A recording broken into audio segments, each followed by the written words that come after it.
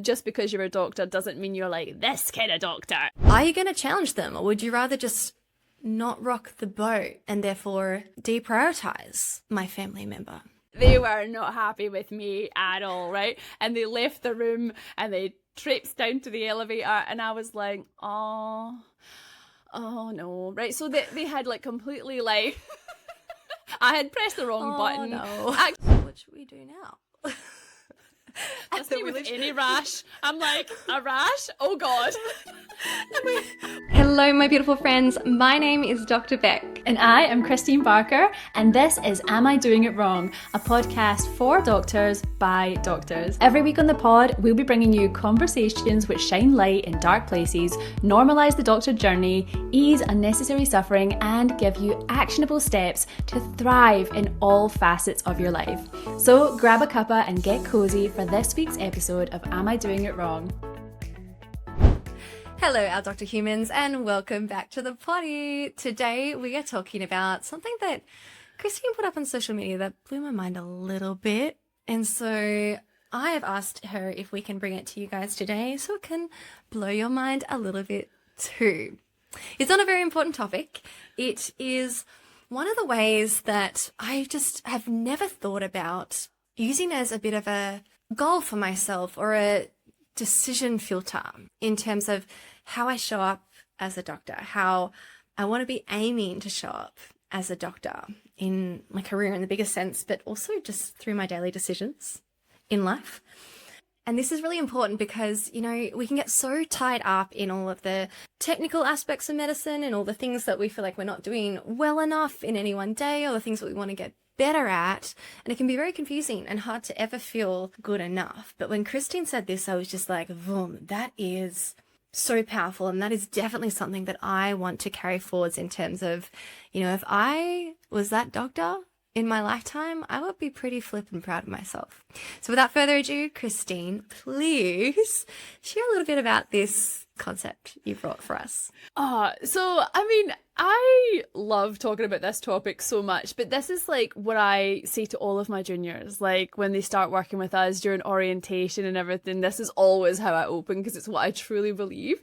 But I was thinking about this and then I just put it out on social media the other day, but it's really about what impresses me. So as someone who like has junior doctors to look after, registrars and things like that, I find that they might think that their CV is going to impress me, but actually what impresses me is nothing to do with their CV. And I'll tell them that what I'm actually measuring you against is like, are you the kind of doctor that other doctors would send their family members to? Because if you're that kind of doctor, I feel like you're doing it right. I feel like you found the magic puzzle piece to this doctor situation, right? And I know that's very subjective because like different doctors will have different ideas about even what makes a good doctor. So it's got lots of different versions of it. It's not like you're not in a box and you can be your authentic self and still be that doctor for somebody, right? But I think it really just captures like where the bar is. And I feel like the bar is quite high when you describe it like that. Like we're trying to strive for excellence here,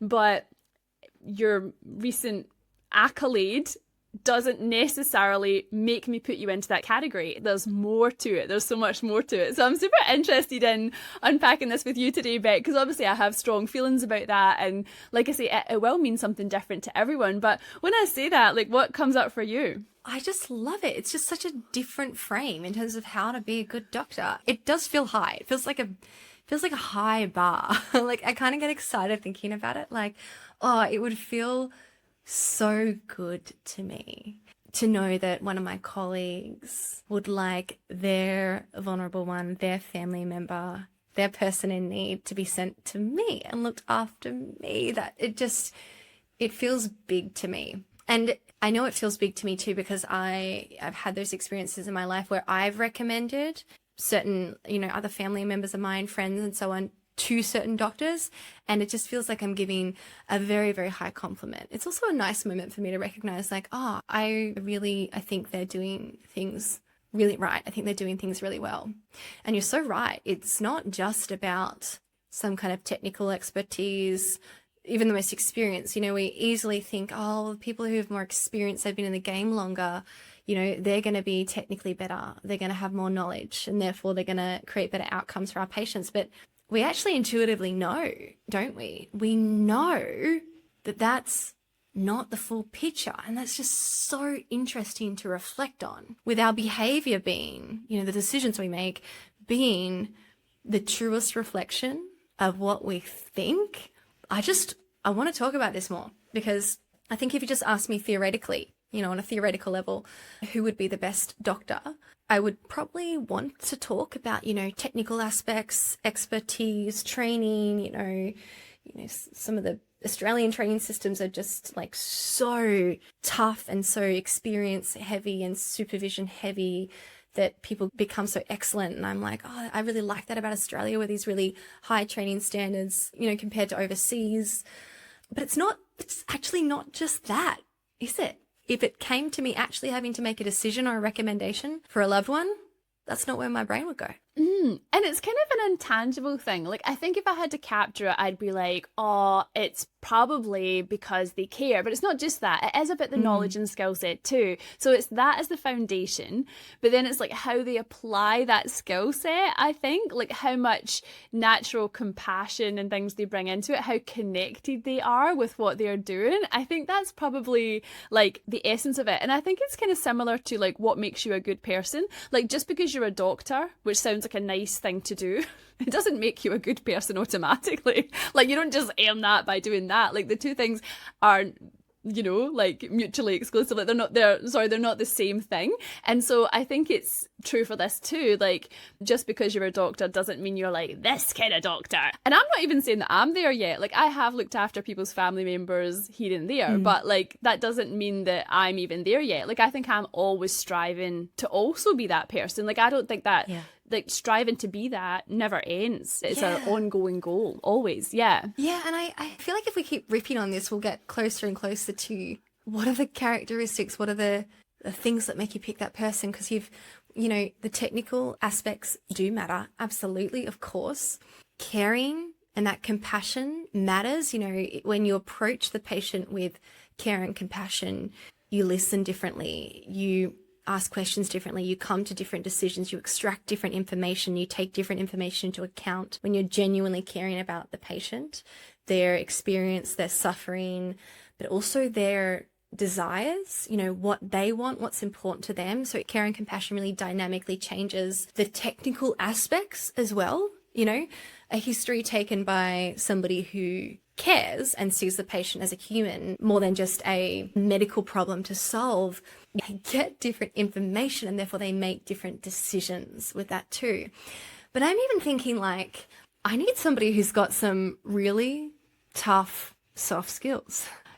I have tough soft skills. Maybe we should start calling them that, because I need somebody who's willing to do the hard stuff. And what I'm thinking of here is when they don't know something, are they going to just brush over that or exclude that option? If they're not comfortable with one of the, procedural options, they're just going to brush over it because they don't want to do it? Or are they going to offer it anyway and be honest about what's available and what their personal limitations are and so on?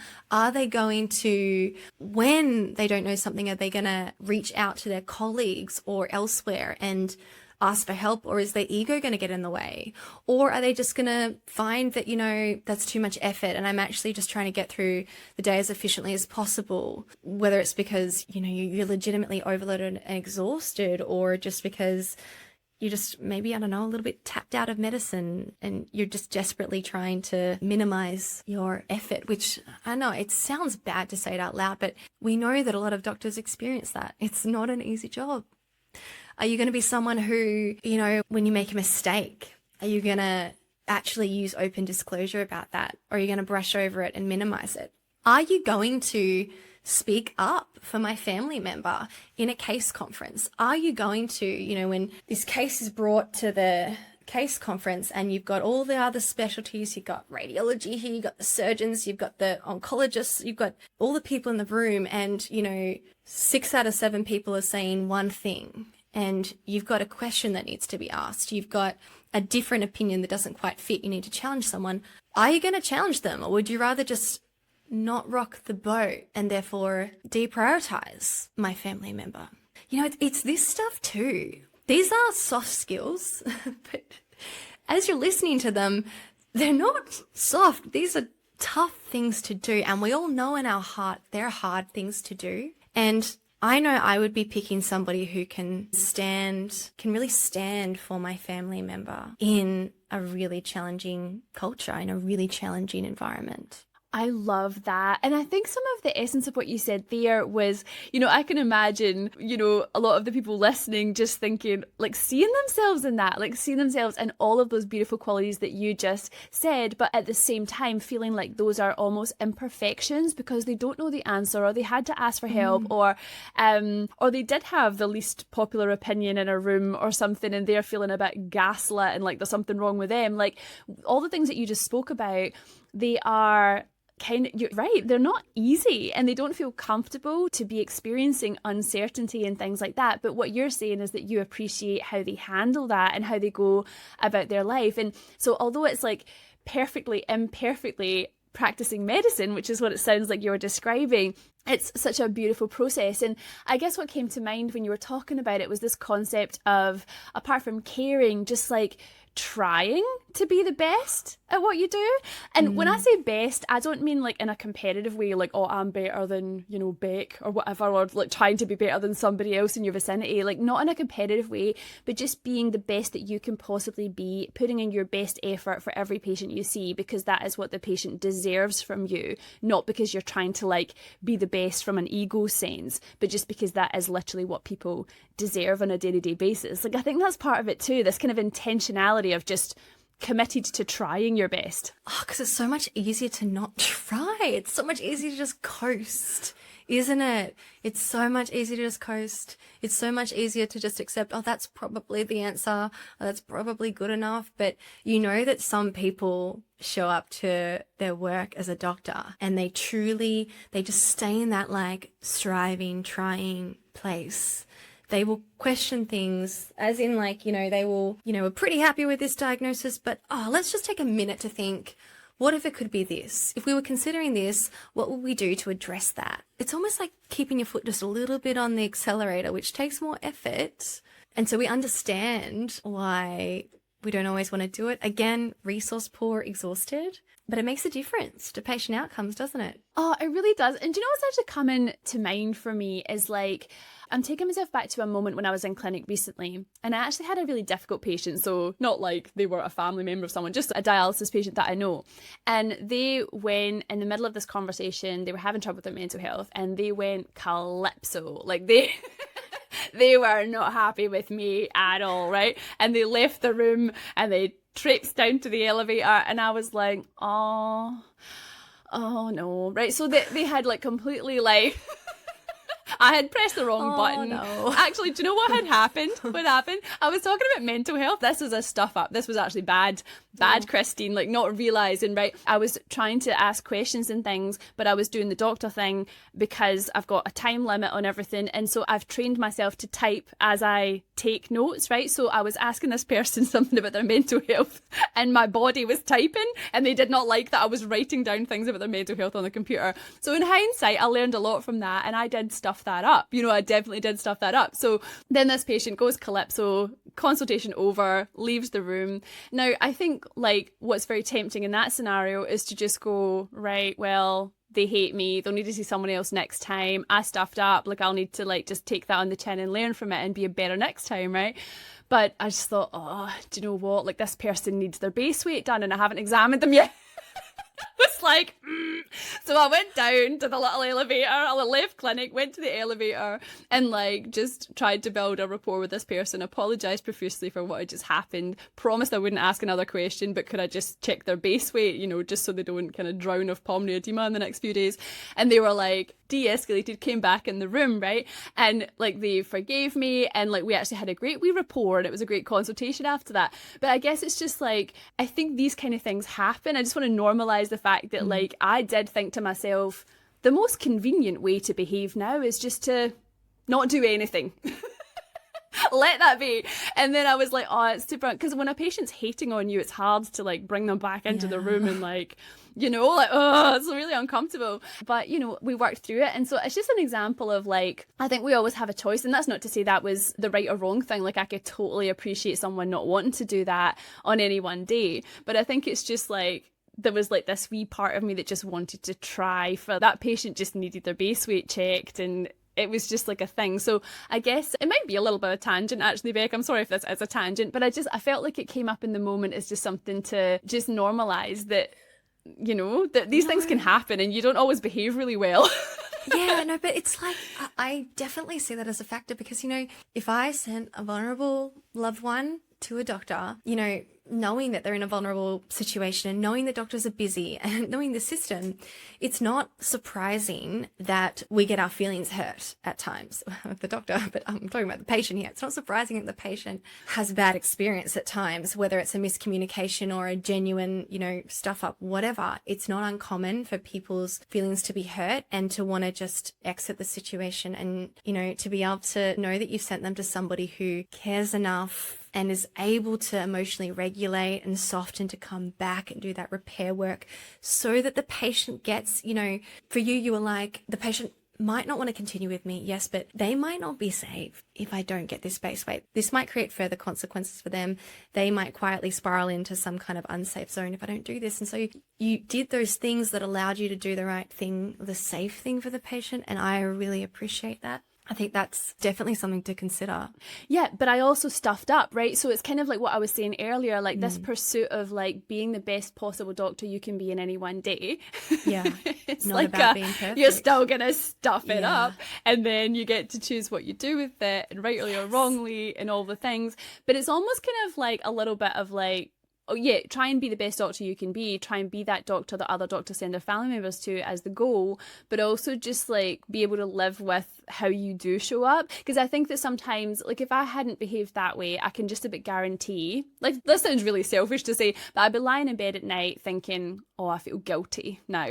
And then I've got to deal with that guilt as well, you know? So I think the way that we choose to show up as doctors, like as much as it's therapeutic to the patient when we kind of have a success or whatever, there's also this kind of not allowing the cumulative build-up of things that kind of destroy us and deplete us over time, that kind of cumulative like small micro traumas that build up and kind of they hang around as like an energy. I think that's also part of it. I mean, that guilt there, I think you said it was kind of selfish, but to me, like you could call it, you label it that if you want, but to me, that guilt that you have at night, when you didn't do the thing that you thought that the standard that you wanted to do for the patient, that's just a reflection of your integrity to me. Like that guilt is just there to say, hey, this wasn't in your integrity.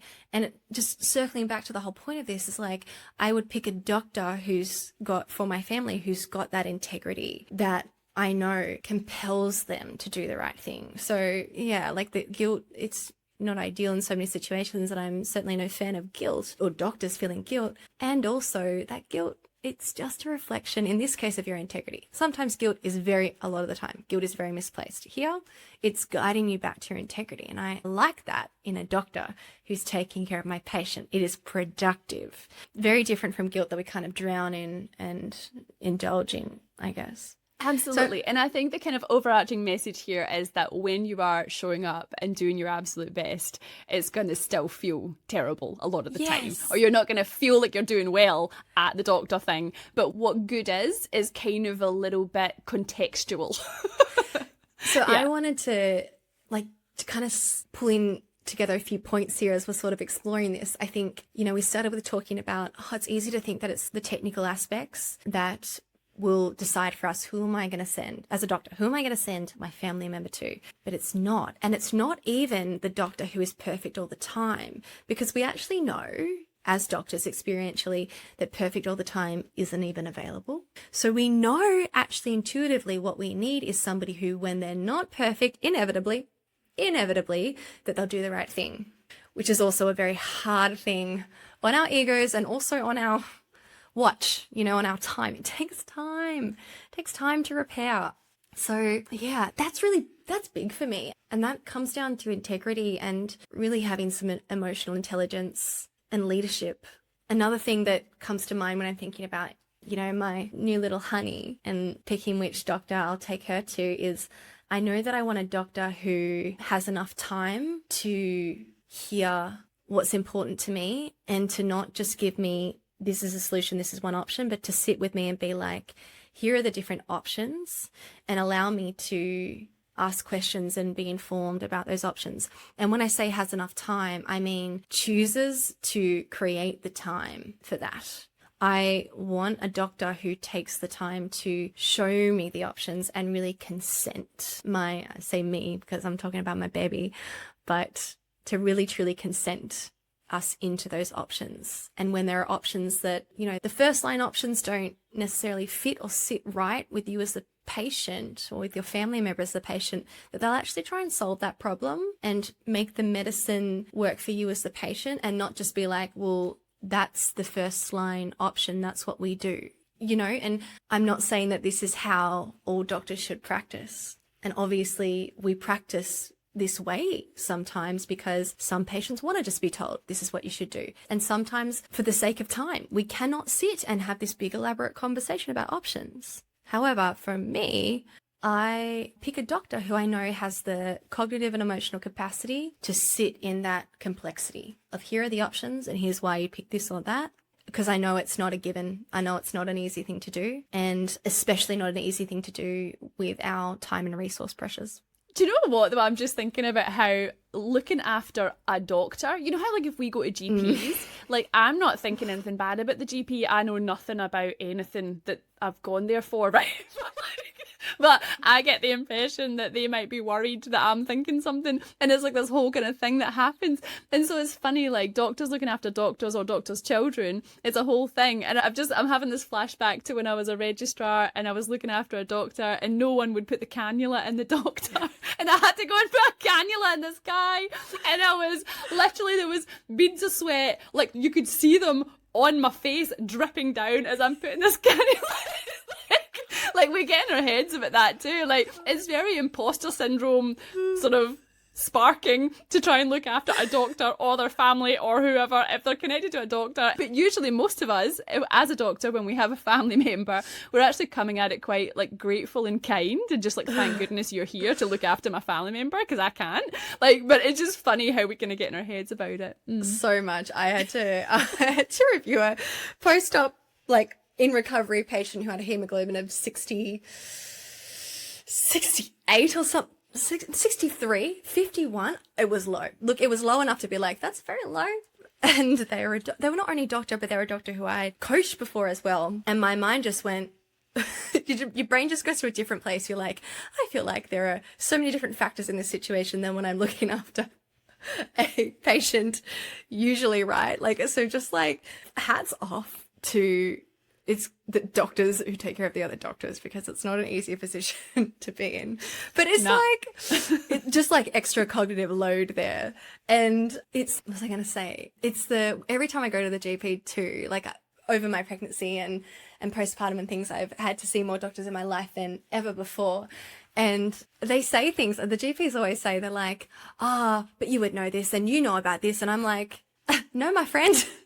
I do not. Like, I think sometimes GPs will see a lot of doctors, but GPs don't give themselves enough credit for their specialty, their art. There's so many, like, simple things that have come up with Bella, like really common rashes and stuff. And I'm like, my partner and I, plastic surgeon and I, were like, so what should we do now?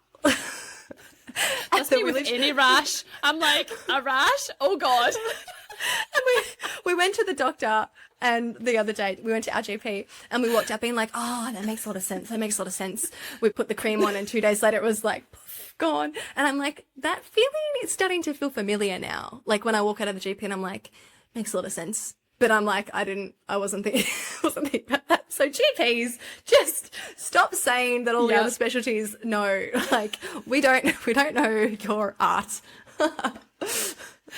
Definitely not. Yeah, no, absolutely. Yeah, hail all GPs. But so I think it's a tangent. Yeah, but I think it is interesting because as a doctor, I kind of identify as like, oh, I don't ever need a doctor to, like, I feel like I'm a healthy person. But obviously we do, level. right? Oh, totally. Yeah, we do. And when we do, it's extremely vulnerable. Like, I hate going to see a doctor. Like, I just can't stand it. It's like a really weird thing. So it's vulnerable. It feels like you don't get your own space. Like, it feels like you don't get your own privacy, doesn't it? Because there's this kind of like, it doesn't feel as anonymous because you're a doctor too. So you kind of feel like you're already connected.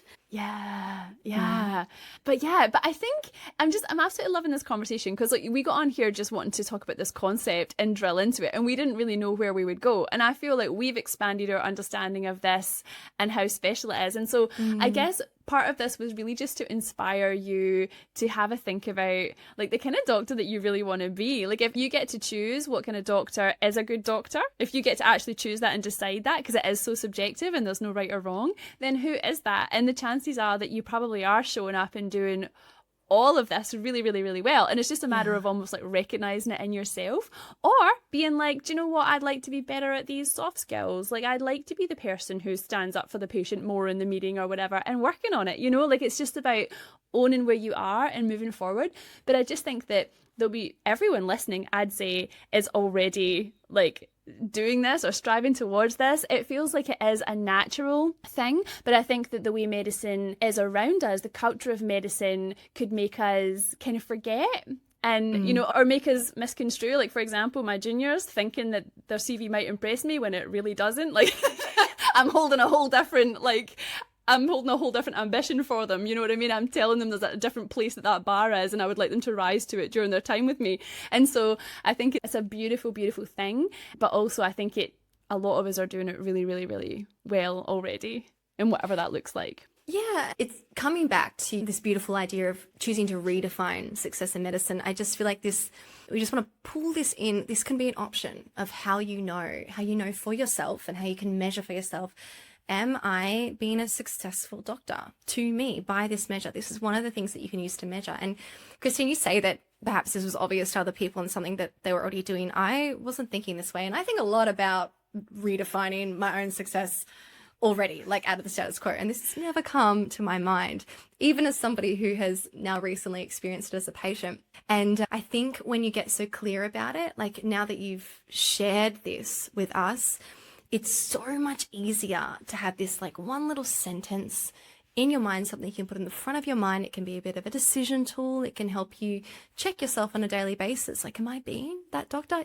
If this is something that resonates with you, as something that would make you successful in your life as a doctor. So I think it's really powerful, and it wasn't obvious. I think intuitively it was obvious, but it wasn't obvious in a practical way that I could use it, and perhaps, you know, a lot of you guys listening as well could use it. And so now going forward, would you like to bring this in as one of the pillars for you in terms of what success looks like in medicine? And, you know, for me, I definitely do, because, you know, when I think about the doctors that I choose, my body just fills with this level of, there's this reverence, there's this respect, there's this honor. And for me to feel that way towards somebody, it just, like, that's really meaningful. I'm so impressed by these doctors who I would choose for my loved one. I'm so impressed with them. And I would like to strive, you know, whatever impresses you is probably something that's pretty important to you. So I'd like to strive for that myself. So thank you, Christine. Yeah, so go forth, Dr. Humans, be your absolute best. Just be your best. That's all you can ever be. And thank you for listening. And we cannot wait to see you in another episode. Bye. We get so many heartfelt thank yous from our fellow doctors for having these vulnerable conversations on this public podcast. If you want to say thank you too, we would be most appreciative if you left our podcast a review. Reviews actually mean everything to us because they're what make the platform share this podcast with all the other Dr. Humans. And our mission is to make as many Dr. Humans as we can reach feel more human. Just go to the podcast app, click on the show, and find the option to review. The other way you can help us is just by sharing the podcast with someone in your life who you know will say, thank you for saying that, or tagging us on social media. And if you're in healthcare looking for speakers for your next event, or professionals who actually get it to facilitate the vulnerable conversations our teams of doctors need, request us through podcastfordoctors@gmail.com.